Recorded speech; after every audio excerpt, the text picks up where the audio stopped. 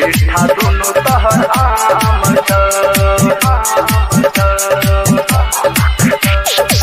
तोरा दुकान में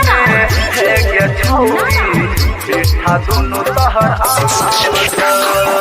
सुन गे छौरी बाजार बहली सुन गे छौरी बाजार बहली सुन गे छौरी बाजार बहली तोर दुकान में लेबो खाली बोल हौले हौले गे तोरा दुकान में है गे छौरी मीठा दुनु तहर आम तोरा दुकान में है गे छौरी मीठा दुनु तहर आम तोरा दुकान में है गे छौरी मीठा दुनु तहर आम सुन गे छौरी बाजार बहली तोर दुकान में लेबो खाली बोल हौले हौले गे तोरा दुकान में है गे छौरी मीठा दुनु तहर आम तोरा दुकान में है गे छौरी मीठा दुनु तहर आम तोरा दुकान में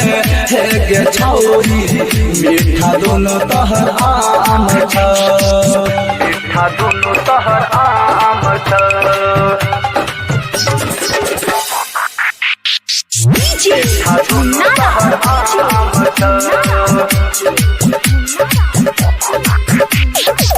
तोरा दुकान में है गे छौरी मीठा दुनु तहर आम भोरे भोरे खोल दुकाना जल्दी हमरा देखब समाना जल्दी हमरा देखब समाना बन कराबल छियो परेशाना आके खोल तू अपना दुकाना आके खोल तू अपना दुकाना सुन के गरिया बाजार वाली तोर दुकान में लेबो खाली बोल हौले हौले गे तोरा दुकान में है गे छौरी मीठा दुनु तहर आम तोरा दुकान में है गे छौरी मीठा दुनु तहर आम तोरा दुकान में है गे छौरी मीठा दुनु तहर आम मीठा दुनु तहर आम मीठा दुनु तहर आम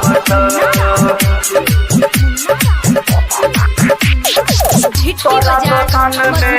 है गे छौरी मीठा दुनु तहर आम छटकी छटका बरकी बरका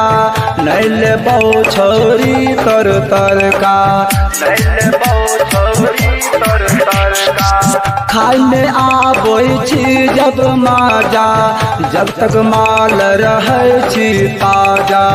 जब तक माल रहै छी ताजा सुन के छौरी टिकला बाली तोर दुकान में लेबो खाली